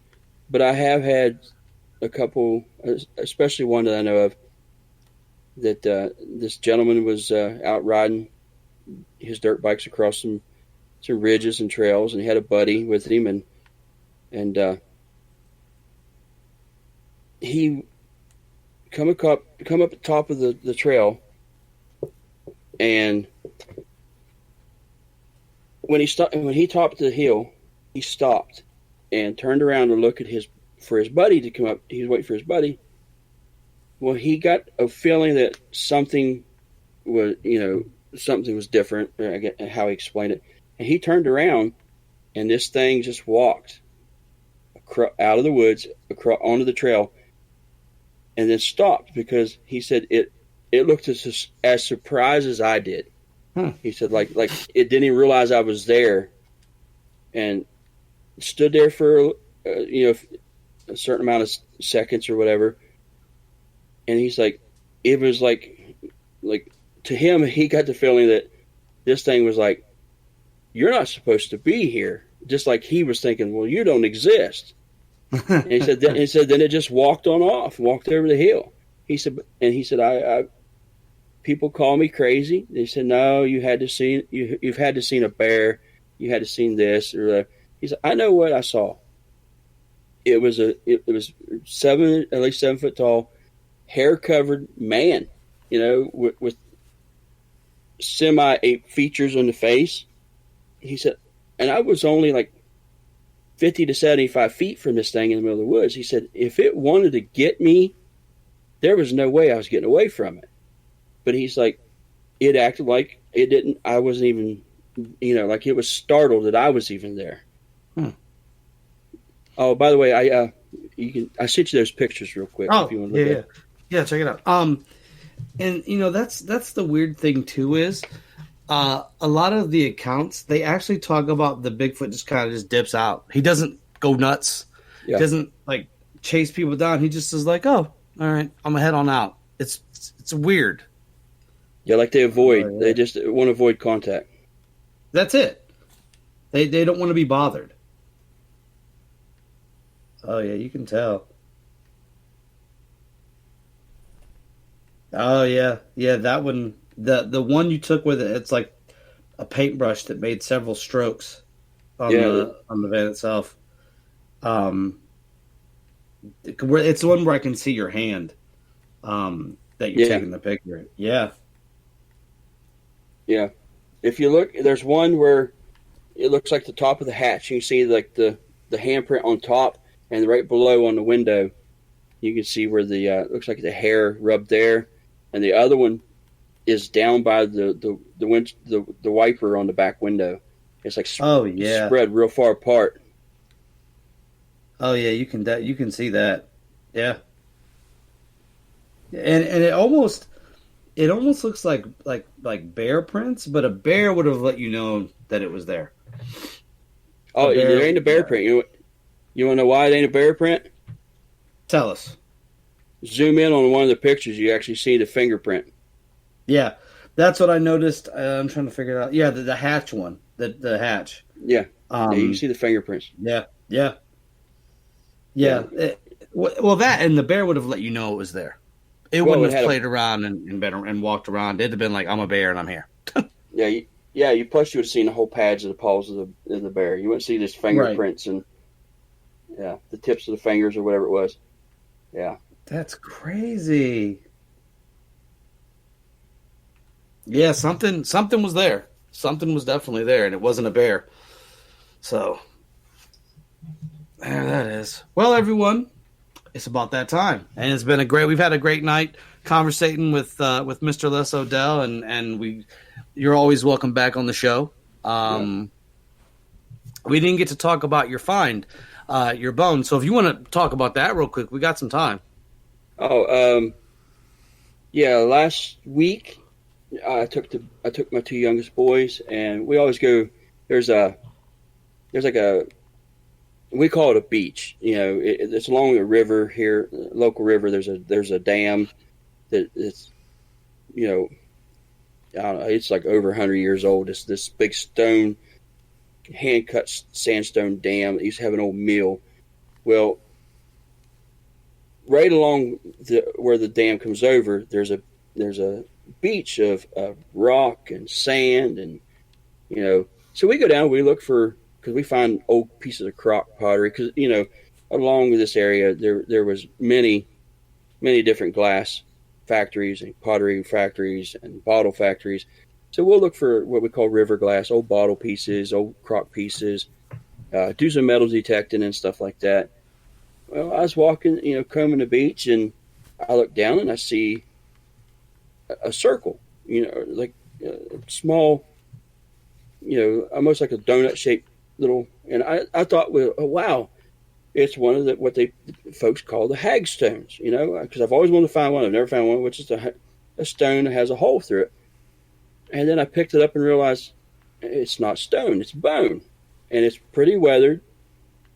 And you know, that could be explained. You know, it's just an old bone that, you know, come from some. But then I noticed in the top of it, there's a really, you know, nice hole that's been drilled through this bone. And so I started like thinking, this might be an Indian artifact. This might be a Native American artifact. So I talked to a couple people, sent some pictures. Ron Lanham over, you know, our buddy Ron, and he's like, I think you found an artifact. So he sent it off to, you know, some pictures to the folks, and one was like kind of, you know, it might be this, it might be that, and then I guess the other guy's like, you know, yeah, that's what you found. It seems to be, you know, maybe it was a piece of a decorative thing, or you know, Ron thought maybe at first it was like an amulet of some sort, but yeah, I guess I found like a Native American artifact just along the beach, along the river right here in West Virginia, and I thought it was pretty cool a pretty cool find, and Ron instructed me, and you know, or whatever, tutored me through, you know, hey, because I wanted to pay respect, you know, what should I do with it, and he's like, well, in Native American beliefs, I guess, he said, you know, he says what he's told is it's probably been, you know, he feels that it's been a gift to me, you know, because I've started doing some different things like leather work, you know, and stuff. And he's like, I think you're being praised for what you've been doing. It's like a gift. And you know, I said, what should what should I do with it? And he's like, I want to pay respect. Should I return it? And he's like, no. He said, so he told me, get red cotton cloth, because that would have been a normal thing for Native Americans, as a ceremonial thing. Bless it with sage and sweetgrass, and give tobacco as an offering. So I did all that. I got it. I built a real nice little box with it, with leather and the red cotton cloth and tobacco in it, and put it in there, and have it here with me, and feel honored to have it if that's what it really is. And I feel it is. Some people may not, but to me it just felt when I found it that this was something special that I found, and Ron and a couple other people feel that I did too. And so I think it's really cool that I have. Well, that's awesome. And it couldn't happen to a more awesome person who's out there doing the field research. Les, it's been an honor to chat with you tonight. I know I've had a blast. I know my co-host has had a blast. So thank you for coming on. We appreciate you. Well, thanks for having me. For you folks out there that want to find Les, you can find him over at WV Cryptids and Strange Encounters. Les, actually, we were talking about that stacked rock earlier, and he has a picture of it here on the site here of these rocks, and that tree, that sort of stick just sort of balanced right in the middle there. So very cool. Very cool. Les, where can people find you? Like you said, West Virginia, or just WV Cryptids and Strange Encounters. That's my Facebook page. If they want to email me, it's West Virginia WV Case 304 at yahoo.com, and you can find me on YouTube at West Virginia Cryptids and Strange Encounters. Now, Les, you also do paranormal investigations too. Is that correct? Yeah, that was actually my first passion. I still I think it takes precedence over Bigfoot. I think if I get a case that I can go check out and able to do it, I really love to do it. I actually that's why I was in Fayette County this past weekend, and I got to talk to Billy. I went to an investigation down there and investigated for a couple of days down there. Awesome. See, guys, Les has many hats.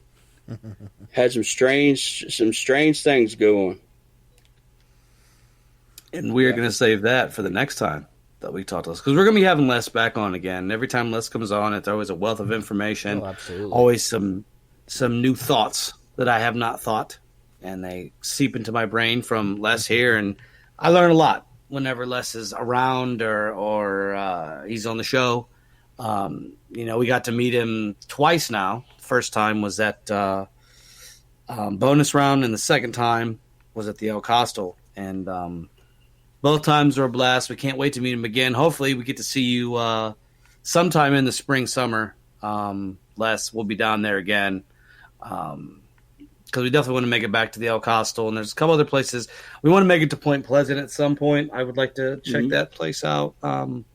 That's definitely on our list of places to go. So once again, Les, thank you for coming on. We definitely appreciate you. Well, thank you. Ladies and gentlemen, it is time to depart. But don't worry, next week we'll have a brand new episode of This Uncanny Earth, the show that the Mothman cultists have proclaimed to be number one, whatever that may mean. So anyways, as we always say in the Uncanny Earth studios, why be boring when you could be uncanny? Good night, everyone.